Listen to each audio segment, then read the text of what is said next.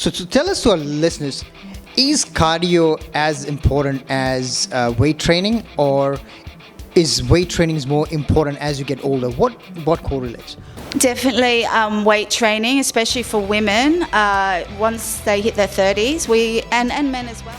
Do you think too much cardio is bad?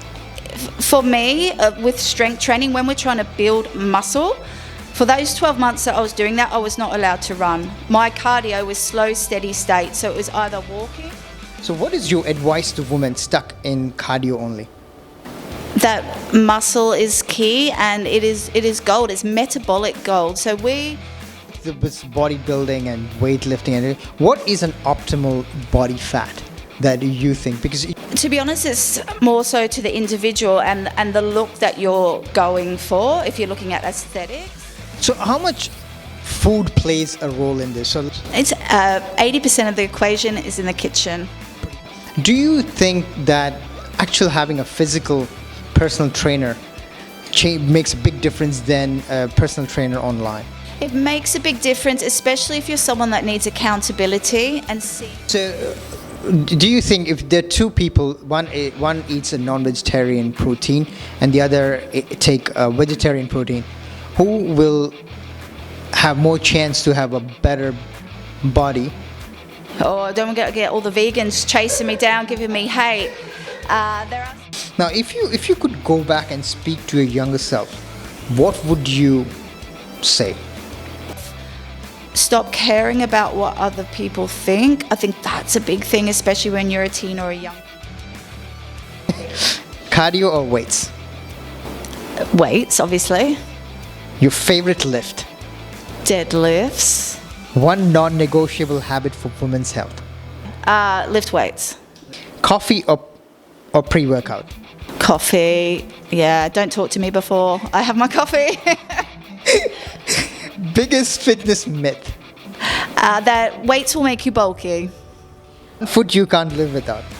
Chicken, anyway. Coaching or competing? Coaching, it brings me so much joy. So the next generation in one word? Strong.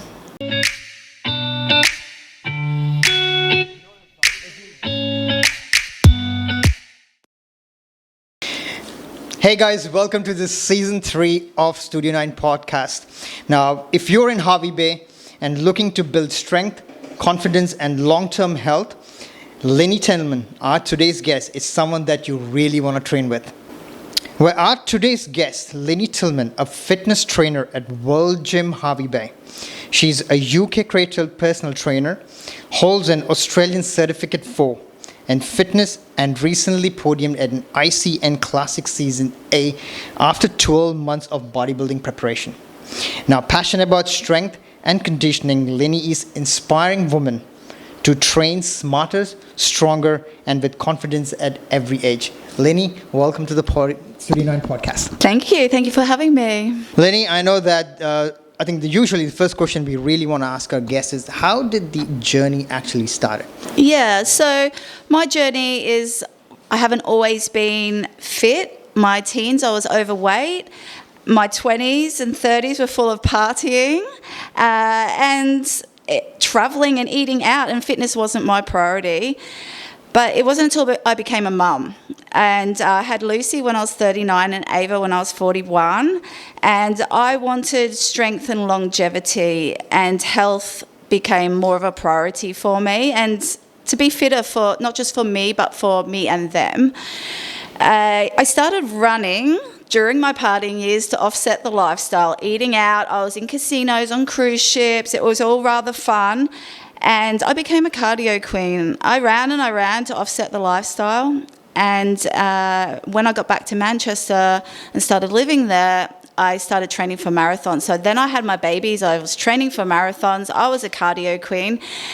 But I overdid it, I think. There was no strength training, no cross training, and I got gluteal tendinopathy, which is so painful. I couldn't even get out of a chair anymore. I'm like, what the heck am I doing? I need to be training for longevity. That's when I started in my strength training journey properly. And the trainer I worked under in Manchester, she was a bodybuilder. So that planted the seed for me. We fast forward over, moved back to Australia, and I still had the same issues. I got back to the Esplanade, I started to try and run, and still in the same pain. And that's when I'm like, right, I really need to sort this issue out. My glutes need to be stronger. I need to get on a program. And me being a runner, I needed a start and a finish point, and that's what I thought, right, it's time to get into bodybuilding. I need a show to work towards, to focus on, and I learnt so much along the way, but that's kind of how I got into it.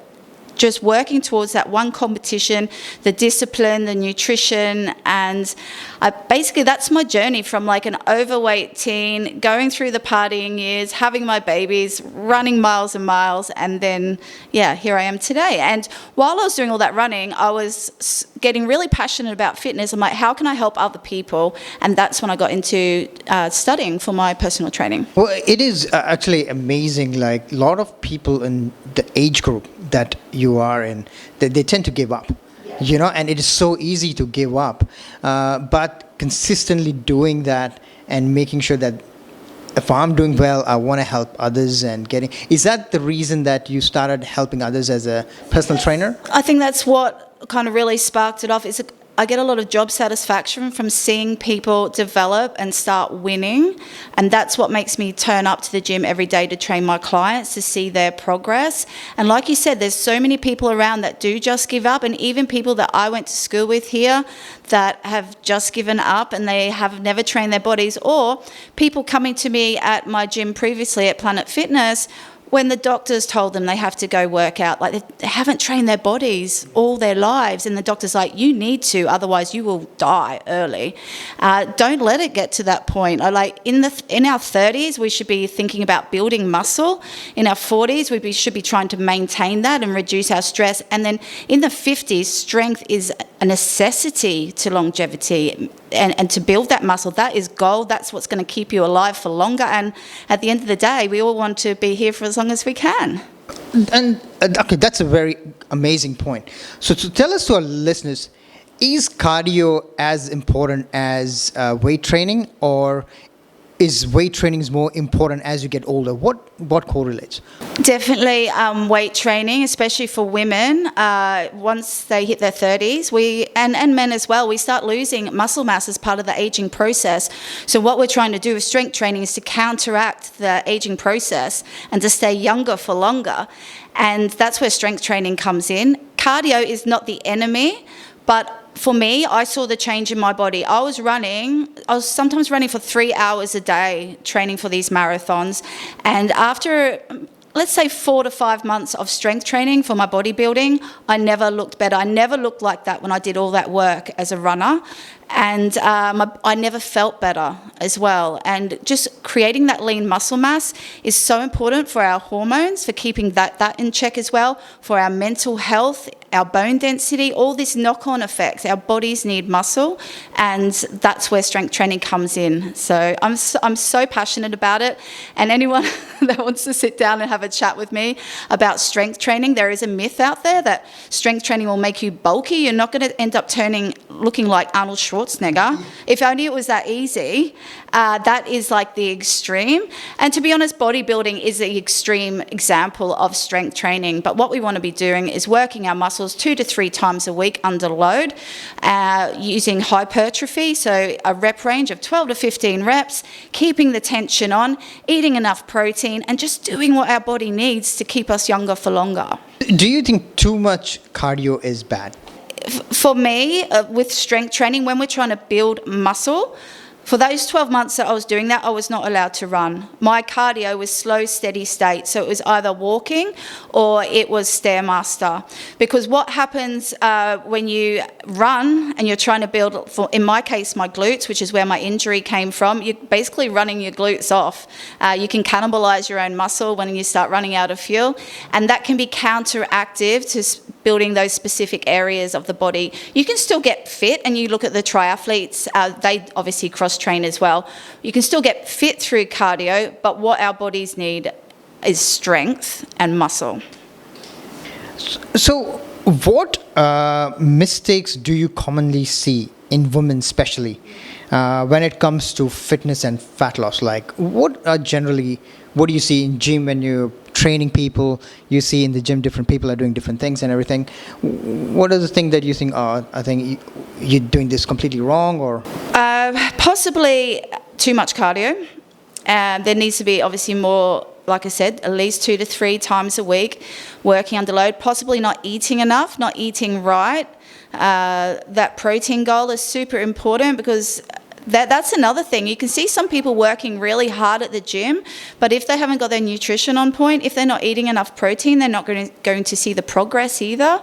So that is super important. And then they wonder why they're getting results. And I guess the most important thing is to piece all those bits of the puzzle together. Get your training in, stay hydrated, hit your protein target, get your steps in because that's still important, and you will start to see progress. because you've been classed as you were classed as the cardio queen back in the days, with strength athlete. So what is your advice to women stuck in cardio only? That muscle is key, and it is gold. It's metabolic gold. So when we're strength training, are working towards becoming more economical human beings. So we're trying to get that body position to a point where our body is working to an optimum. And yes, cardio will improve your CV, your cardiovascular fitness, but it's not going to help you improve your muscle mass. And most of us do need more lean muscle mass because we're losing it as we age. So it is that necessity. And a lot of women think that, like I said, building muscle will make you bulky, and you can just go through my photos of me competing. I was smaller than I am now, but I was smaller than I've ever been, and I trained consistently 5 days a week. I ate right. You will get smaller because you'll become more economical. Muscle mass will boost your metabolism, okay?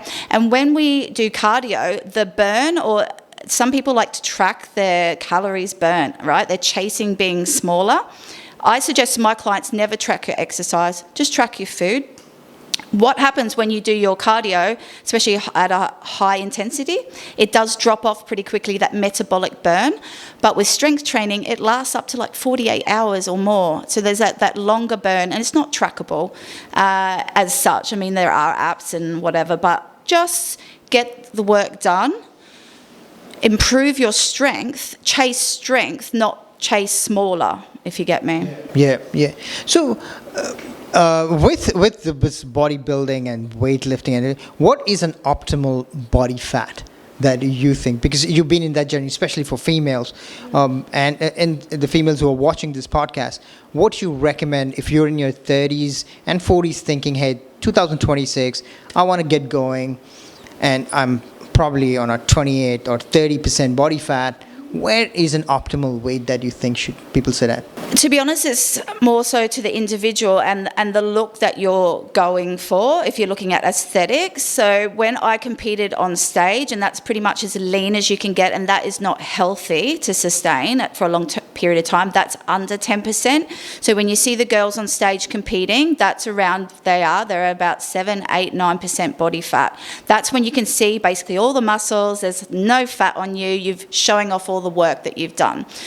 When you're looking at around the 20% category, percentage, that is looking athletic. You've got the lines in your arms, you've got some lines in your legs. I think that's the kind of look that most people like to kind of go for. And then the healthy kind of body fat is anything between 20 and 30%. If you can get down under that 30%, you're going to be feeling a lot better, and then you're probably going to be thinking, what can I do next? What do I want to work on? And it's like that knock-on effect. So no matter what body fat percentage you're starting on, and it is all dependent on your age and your height, etc., something in the 20s, it means you're doing pretty good. But what you want to do, especially if you're thinking about reducing body fat, you don't want to lose lean muscle mass, because that is gold. So we train, we eat our protein target daily to support that muscle mass, so we don't lose any of that. And unfortunately, there's a lot of trends at the moment to becoming skinny, or perhaps we're using medical aid to lose body fat. And what you'll see is those people get thin, but they look unhealthy because what's happened, they haven't just lost body fat, they've lost muscle mass. And it's going to take a whole lot of time for them to rebuild that. So just put the pieces of the puzzle together, train, eat your protein. You can be in a small calories deficit. You need to be to lose to lose body fat. I think that's what people get confused with. If they want to get stronger, if they want to build muscle, calorie-wise, they're going to need to be, and I know we're getting a bit specific now, they're going to need to be in maintenance or a surplus because we need extra energy to build, right? A lot of people that come to me, they just want to lose body fat. So the focus is to be in a small calorie deficit, but training and eating enough protein to maintain or perhaps build a little bit of muscle mass, and then see where you're at, then see where your goals are at, because goals can change.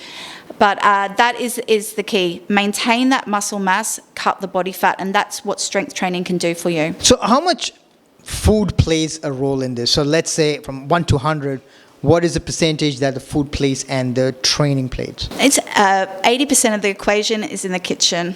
Pretty much. So they say it's the food that determines everything. Yeah, because like I said, you can be doing all the work in the gym, and if you're not eating right, you're not going to get the results. So like I said, you only need 2 to 3 sessions, basically a total body or hitting those muscle groups a couple of times a week to do the work. It's what's happening in the kitchen that's really going to count. So that is just super important. And as a bodybuilder, it does become like a full-time job because we are working out 5 times a week, and we have to be so strict with our nutrition. There's no eating out, no drinking. It's pretty freaking boring. You rinse and repeat every day, and you do that for a good 12 months. What kind of diet you talking when it comes to bodybuilding and stuff like that? Does it get complete protein, no carbs, or? Oh no, so you need carbs for energy, okay? But leading up to a show, the carbs you may get them cut back depending on the look. So the coach will look at you and they can adjust those percentages, but we all need carbs. So we need that balance still. Even though bodybuilding is still extreme, we need the balance of carbohydrates to perform well in the gym. Okay, because otherwise we're not going to have the energy. So carbohydrates are not the enemy, but obviously, like I said, hitting that protein target, which is roughly 2 times your weight in kilos, which is turns into grams of protein per day. It's pretty simple to work out where that's at. And then the balance, and you need the healthy fats. You need your body to function at that optimum. And then as you go along through the journey, not even if you're doing bodybuilding, if you're just working towards a specific goal, you can adjust those macros. So macros are pretty simple. They're carbohydrates, they are your proteins and your fats. Adjust those percentages to get a specific result. So it is just a numbers game. And being a client or being a bodybuilding client, you'll be tracking your food. And I think that's a big eye-opener for people, a lot of lifestyle clients, to learn the macros in food.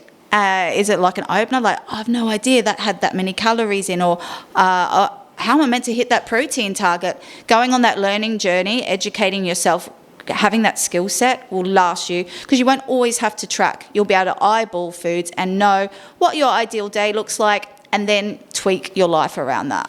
So in the world of online, there are gym trainers online and things like that. There's PT teachers.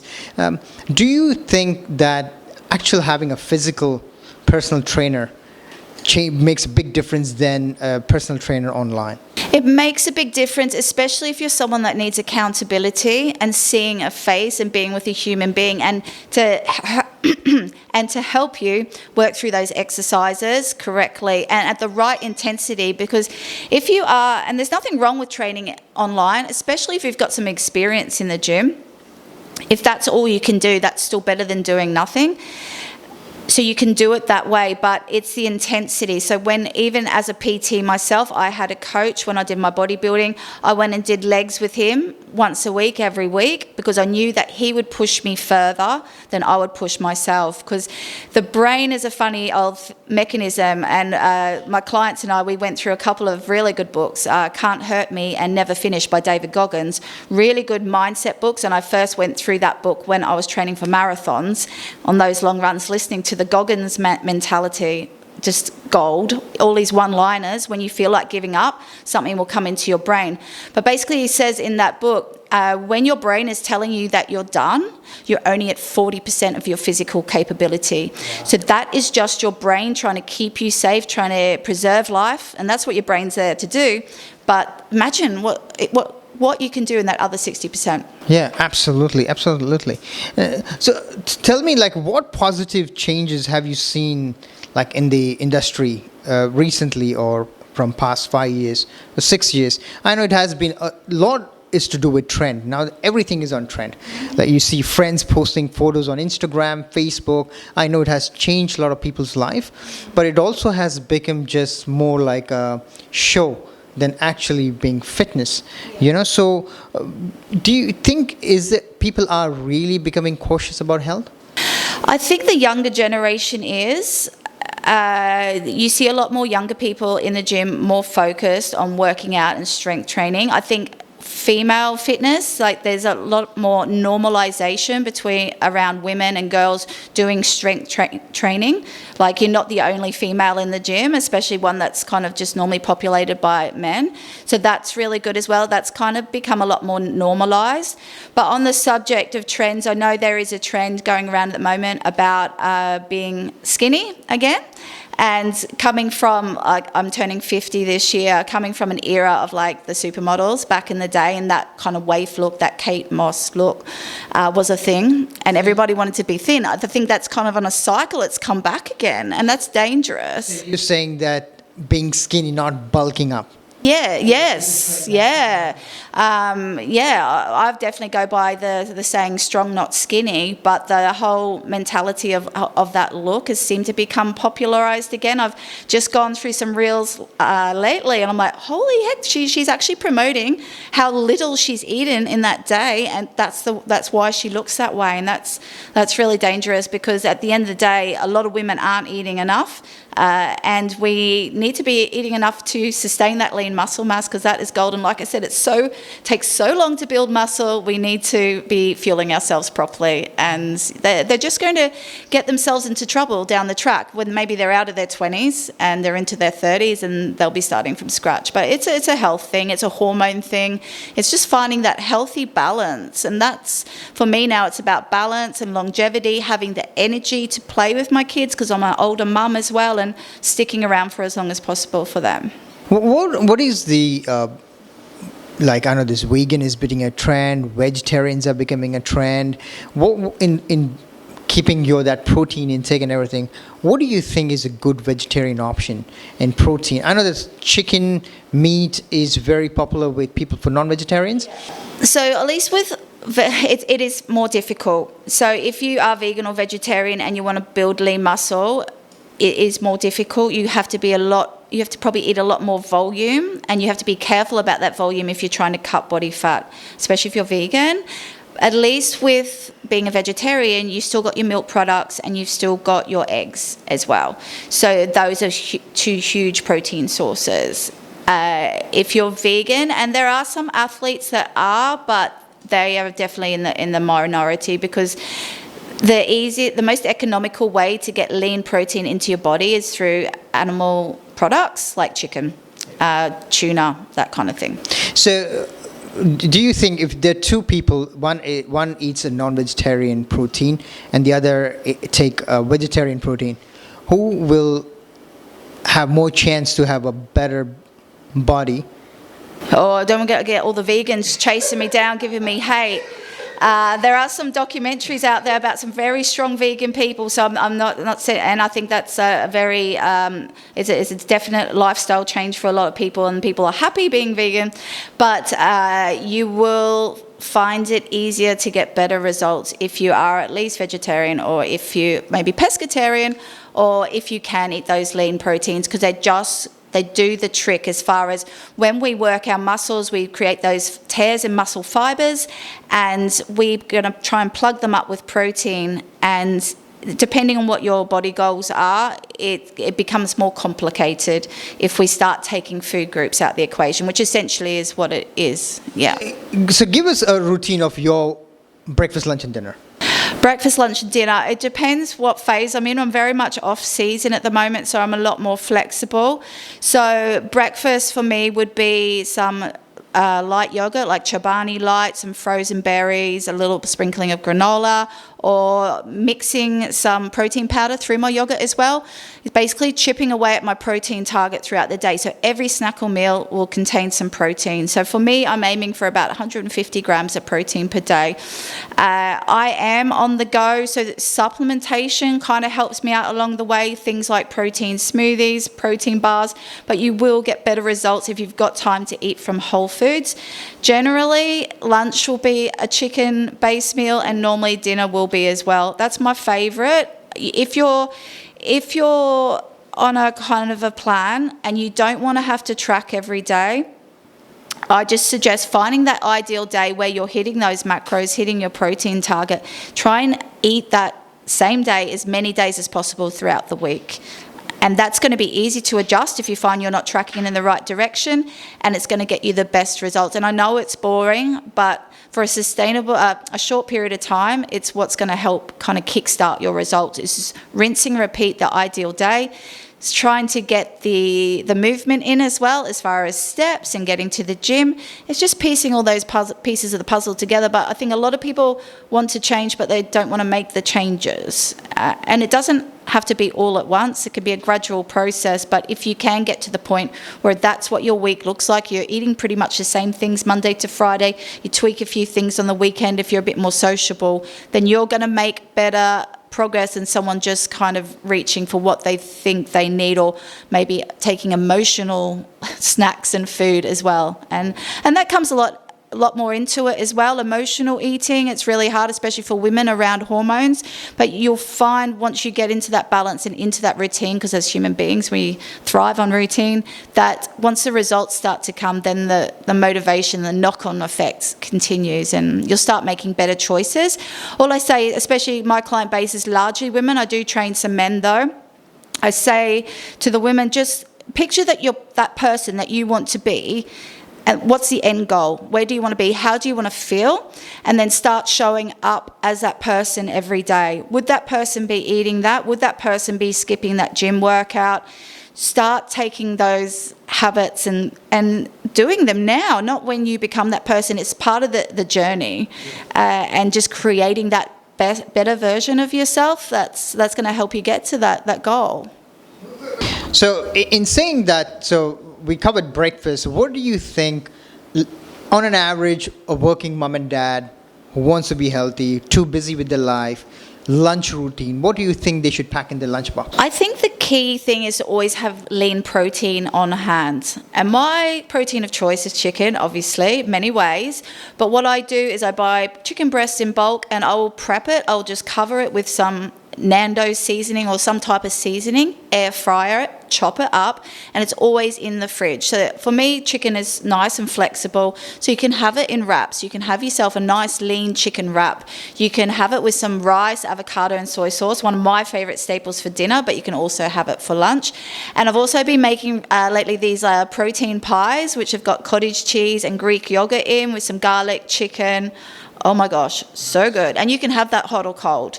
And that's kind of like a breakfasty, brunchy thing. So just finding those little hacks, you kind of know eventually how much protein is in that chicken breast or in that protein pie, whatever that you're making.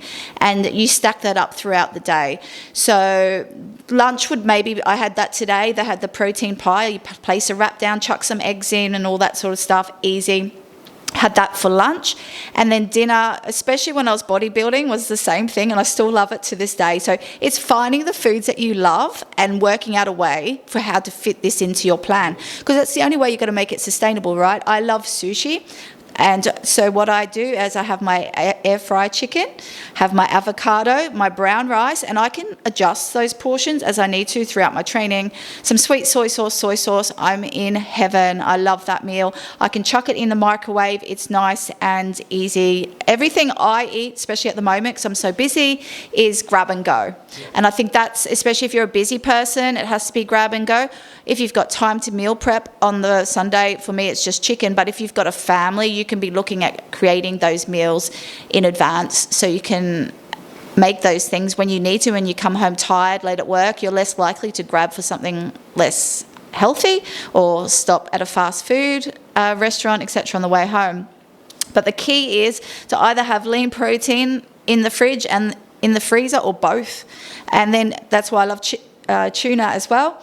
Tuna is in the cupboard, it's always there, and that is also really great for snacks and meals. Nice lean proteins, it's going to do the trick. But yeah. Before we head off to the next leg of the next questions with Lenny, we want to make this very clear with the audience who are watching. It's nothing against vegetarian or pescatarians or anything. It's a general opinion about what protein intake. At the end of the day, it's you who determine what's best for you.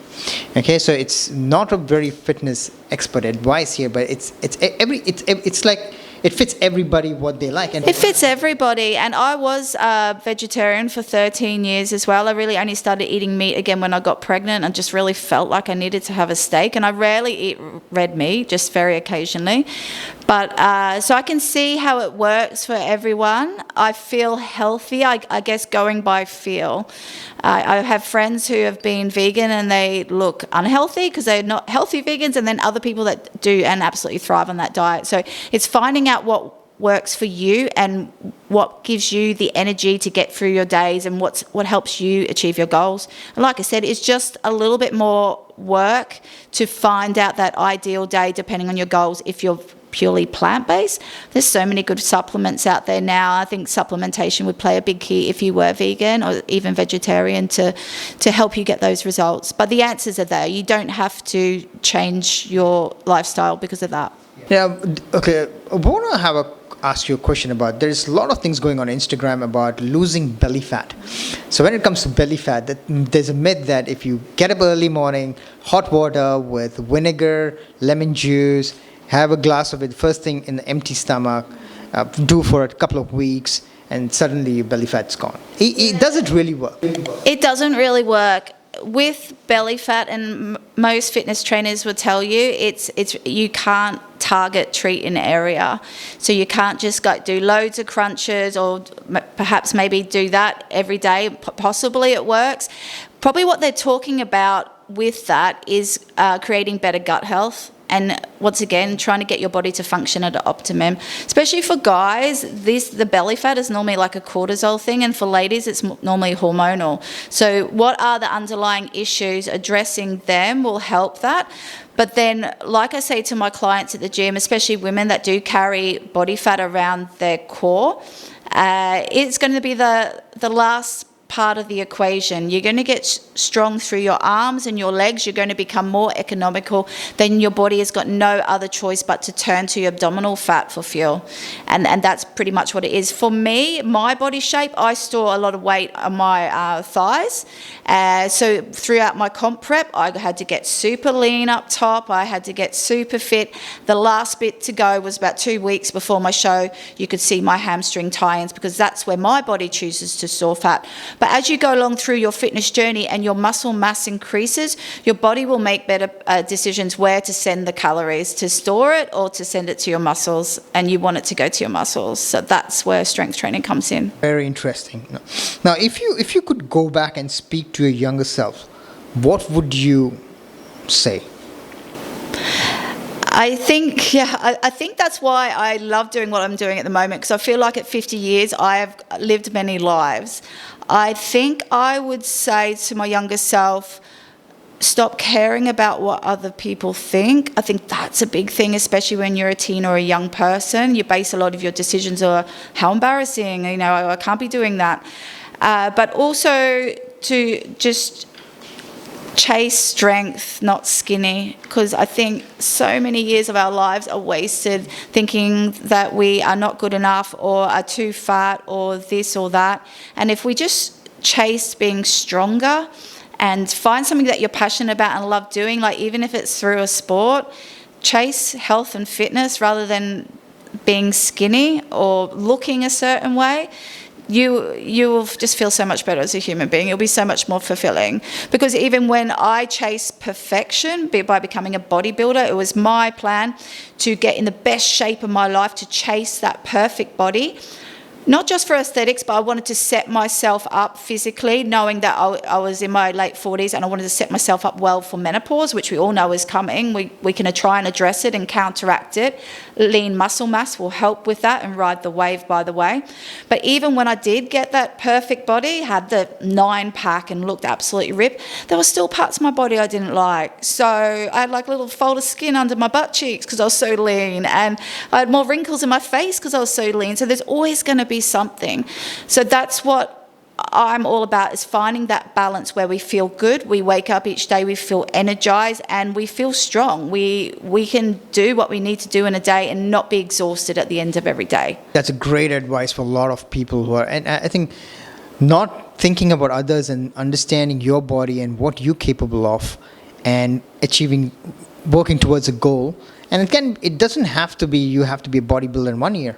It can be a progression plan for a few years. Yes, and ideally you want to prep for longer than 1 year. I mean, mine was a bit of a fast track scenario, and there definitely are bodybuilders out there that train for 2 to 3 years before doing a show, because it takes a long time to grow muscle. So this is why we want to keep it and maintain it or grow it, because it is gold and it doesn't come easily. It can't be bought. You can't just jab yourself and suddenly you've got muscle. Even assisted athletes have to train hard to get their results. So yeah, it is key and it is gold, and it's something I'm really passionate about. As human beings, we need to look after our lean muscle mass. So now, tell us about you and your journey of the business that you're doing. Now, currently you are based in World Gym Harvey Bay as a personal trainer. How can people train with you? But if they're listening to this podcast in Harvey Bay, how can they come and learn from you? So where they can approach you from? Yeah. So obviously you got your social media platforms. So on Instagram, I'm the Barefoot Bodybuilder, because I not only teach strength training, but I teach yoga as well. So that's where that name comes from. And that was an extra addition to my skill set I wish I had during my comp prep, the mindfulness, the breath work, that kind of stuff, and also mobility. And that's something I definitely want to focus on a lot more in the next 12 months with teaching and then teaching yoga. Mobility is a huge thing towards our longevity. Strength training can make you quite tight, so I think it's a lovely addition to any kind of week. I'm Linny Tillman on Facebook, and then obviously you can just call up World Gym and they will give you my details. I think if you Google me, you'll probably find me as well. And just about to launch a website which will have more information about my services, whether you want to just train with me to build up confidence in the gym and know how to use a certain amount of machines. You have access into my app and you can track your workouts in there. We've got a lovely community in there, and you can meet some people that are on a similar journey to you, which I think is good. I love bringing people together. And during this year, we want to take some active adventures together and get out in the outdoors as well. Climb some mountains, go over to Gari, do some hikes, that kind of stuff as well. So it's been really good. It's almost been 12 months at World Gym for me, and just seeing the community that we've built there it's just wonderful, and going to work for me is just such a joy. So I think I would say, if you're not sure about coming to a gym, or if you've got the gym fear, which is like a totally real thing and people get anxiety when they go into a gym, I can be there to hold your hand and give you the foundation you need to take the first steps and start looking after yourself. So yeah, it's a necessity really, isn't it? Awesome. So before we wrap up, we usually do this thing with our guests. It's got something called rapid fire round. So it's a question, it's a one-liner, it's a one answer. Okay? So you ready? Yeah. Cardio or weights? Weights, obviously. Your favorite lift? Deadlifts. One non-negotiable habit for women's health? Lift weights. Coffee or pre-workout? Coffee. Yeah, don't talk to me before I have my coffee. Biggest fitness myth? That weights will make you bulky. Food you can't live without? Chicken, anyway. Coaching or competing? Coaching. It brings me so much joy. So the next generation in one word? Strong. Or 2 words, stay strong. Yeah. Thanks, guys. Thanks, Lenny. Thanks, guys. If you watch this podcast till the end, fitness is a topic where it can go for hours. We're probably going to break down this. We'll bring Lenny to our podcast probably mid-season sometime and talk to very specific topics. If you watch this podcast right to the end, all we ask is do like, share, and subscribe because they do take a lot of time for us to make this. And we're going to tag Lenny, the Barefoot Bodybuilder, and all the business tags for Lenny, so you can reach out if you have a fitness goal. So stay fit for 2026, and do contact Lenny if you're looking to be in this world of fitness. Thank you for watching. Thanks, Lenny. Namaste.